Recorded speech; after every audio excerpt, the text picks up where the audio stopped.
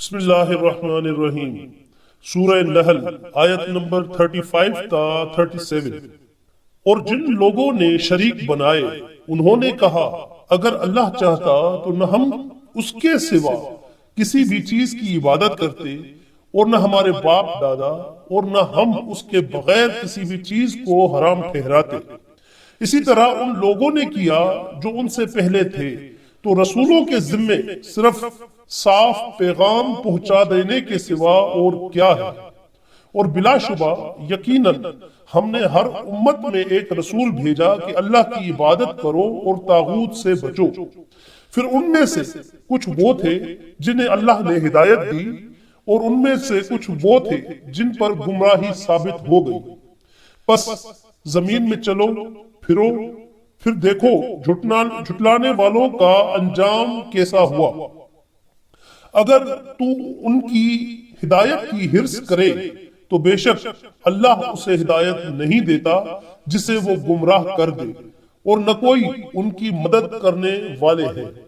تو اس کی تفسیر اگر ہم چلتے ہیں تفسیر کی طرف، تو اس تفسیر میں سب سے پہلے آتی ہے الٹی سوچ، کہ یہ الٹی سوچ کے مالک تھے۔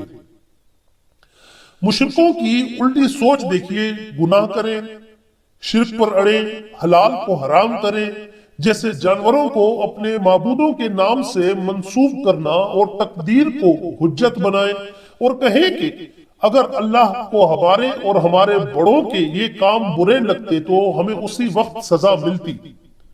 انہیں جواب دیا جاتا ہے کہ یہ ہمارا دستور نہیں، ہمیں تمہارے یہ کام سخت ناپسند ہیں، اور ان کی ناپسندیدگی کا اظہار ہم اپنے سچے پیغمبروں علیہ السلام کی زبانی کر چکے، سخت تاکیدی طور پر تمہیں ان سے روک چکے۔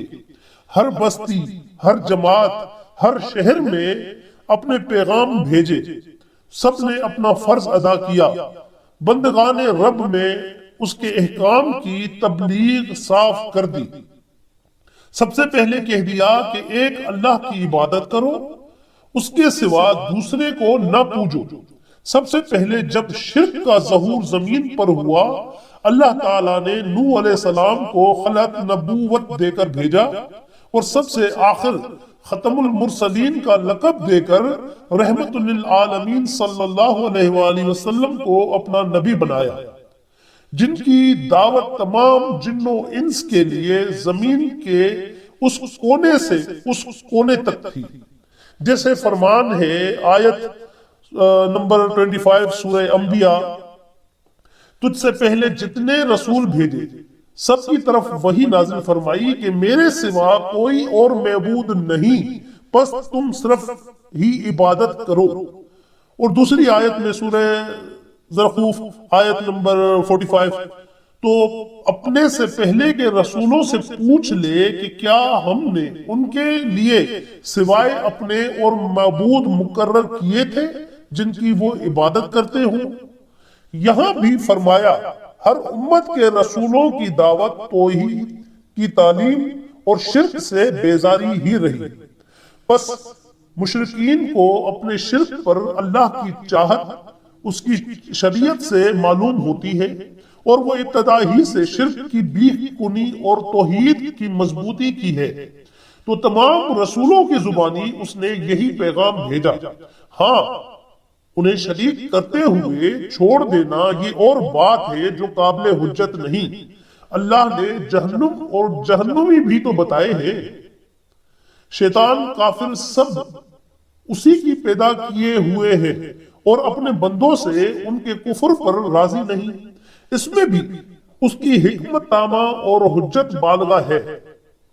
پھر فرماتا ہے کہ رسولوں کو آگاہ کر دینے کے بعد دنیاوی سزائیں بھی کافروں اور مشرکوں پر آئی۔ بعض کو ہدایت بھی ہوئی، بعض اپنی گمراہی میں ہی بہکتے رہے۔ تم رسولوں کے مخالفین کا، اللہ کے ساتھ شرک کرنے والوں کا انجام زمین میں چل پھر کر خود دیکھ لو۔ گزشتہ واقعات کا جنہیں علم ہے ان سے دریافت کر لو کہ کس طرح عذاب الہی نے مشرکوں کو غارت کیا۔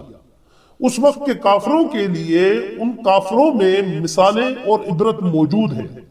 دیکھ لو اللہ کے انکار کا نتیجہ کتنا مہلک ہوا۔ پھر اپنے رسول صلی اللہ علیہ وآلہ وسلم سے فرماتا ہے کہ گو آپ ان کی ہدایت کے کیسے ہی حریص ہوں لیکن بے فائدہ ہے۔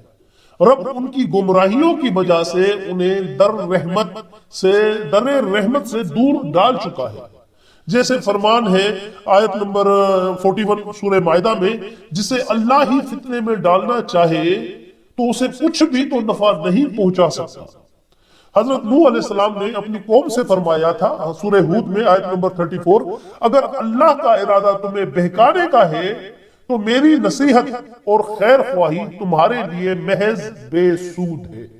اس آیت میں بھی فرماتا ہے کہ جسے اللہ تعالیٰ بہکا دے اسے کوئی ہدایت نہیں دے سکتا۔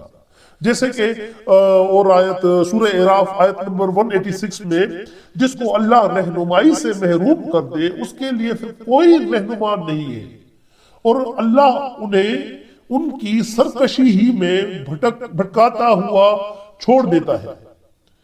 وہ دن بدن اپنی سرکشی اور بہکاوے میں بڑھتے رہتے ہیں، جیسے کہ سورہ یونس کی آیت نمبر 96 اور 97، جس میں جن پر تیرے رب کی بات ثابت ہو چکی ہے انہیں ایمان نصیب نہیں ہونے کا، وہ تمام نشانیاں ان کے پاس آ جائیں یہاں تک کہ عذاب علیم کا منہ دیکھ لے۔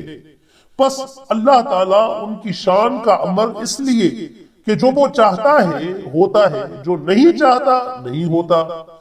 پس فرماتا ہے کہ وہ اپنے گمراہ کیے ہوئے کو راہ نہیں دکھاتا، نہ کوئی اس کی رہبری کر سکتا ہے، نہ کوئی اس کی مدد کے لیے اٹھ سکتا ہے کہ عذاب الہی سے بچا سکے۔